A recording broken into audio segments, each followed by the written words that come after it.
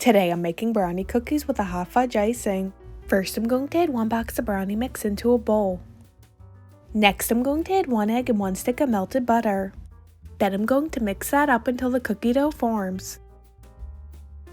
Now I have a cookie sheet lined with parchment paper. I'm going to scoop out the cookies and then bake this at 350 for 12 minutes. While the cookies are baking, I'm going to make the hot fudge icing, so in a bowl I have 4 tablespoons of softened butter.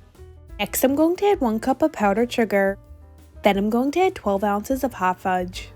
Then I'm just going to mix that up until everything is combined. Now that the cookies are cooled, I put them on a tray and I put the icing into a piping bag, and I'm going to pipe the icing on each cookie.